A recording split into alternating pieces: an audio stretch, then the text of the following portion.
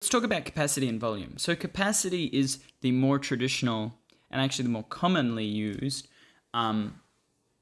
measure of liquids or anything sort of capacity and volume related.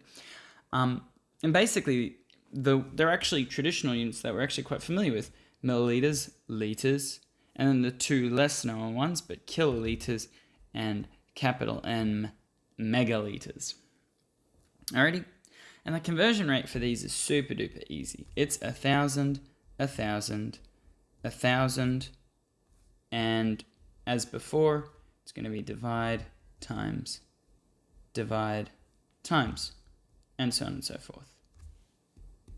Now, this isn't a huge surprise because the main conversion units that we all use, whether it's grams, kilograms, all of these things, usually the conversion rate is just 1,000. The unusual one is distance, and so distance is where we have the funny centimeters, which lives in the middle between millimeters, meters, and kilometers, which causes us all of the issues. But apart from that, most of the conversions that we'll be using are just multiply and divide by 1,000. But the problem is that doesn't really help us when everything we're working with are in cubic units, volume units, centimeters, millimeters, and etc. So there's one little trick that I'll teach you. There's a few tricks that you can use, but the one that I think is the most useful one is that a cubic centimeter is exactly the same as a milliliter.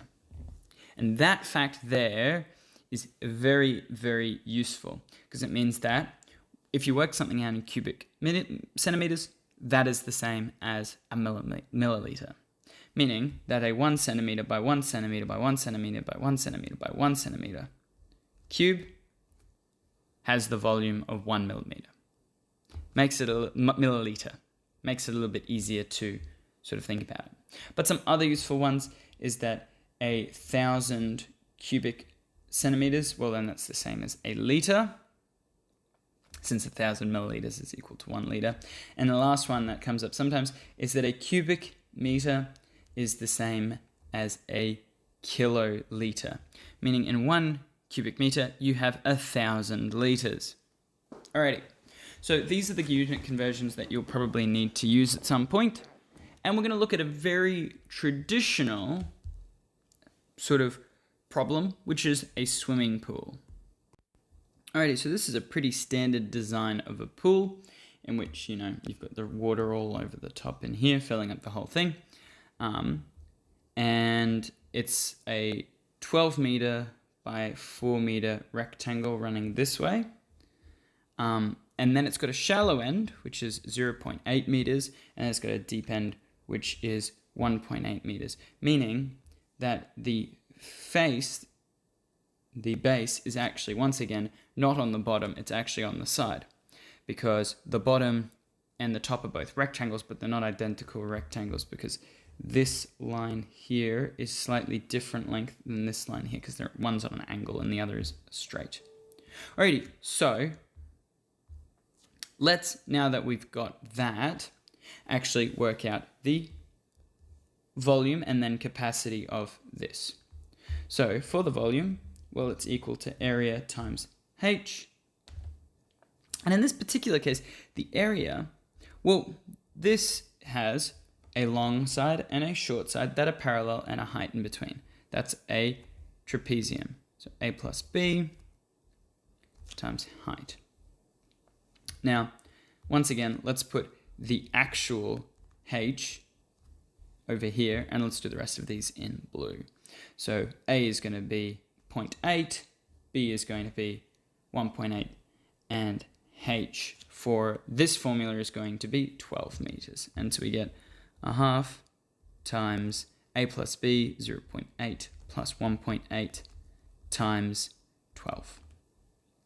And this is equal to 15.6 square meters. But of course, that's the area of just the yellow bit. Now we need to work out the volume, and the volume is just going to be that area that we just worked out times the 4 meters that it is wide across, which is the height from the identical faces, which is equal to 62.4 cubic meters. And that is our final answer. except problem, that isn't in capacity unit. That's just in a volumetric unit. So the next step we're going to do is work out its capacity. So some of us might remember that a cubic meter is the same as a kiloliter. So you could just do that. However, what if you have forgotten that fact? Well, the one fact you're not allowed to forget is that a milliliter is the same as a cubic centimeter.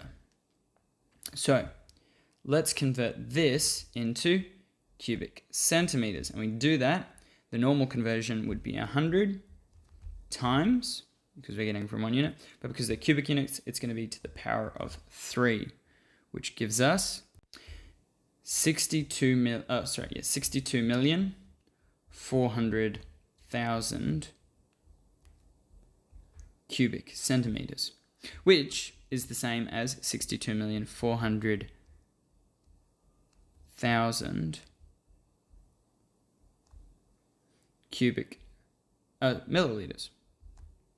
Which, now, say we wanted to work it out in the most traditional unit, which would be liters, we could divide by 1,000, and we'd get 62,400 liters. Or alternatively, we could have times by 1,000 to get there from here. So there's a few different pathways we could have taken. Journey number 1, we convert straight to kiloliters and then convert to liters. Step 2, or option 2, we convert to cubic centimeters and then convert from cubic centimeters to milliliters and then convert from milliliters to liters. Either way, we still get the exact same answer, which is that the pool is going to need 62,400 liters of water to fill. But there's options that you've got depending on which conversions that you memorize. My suggestion is, if you have to memorize one, learn that 1 milliliter is equal to 1 cubic centimeter. I'll see you in the next one. Goodbye.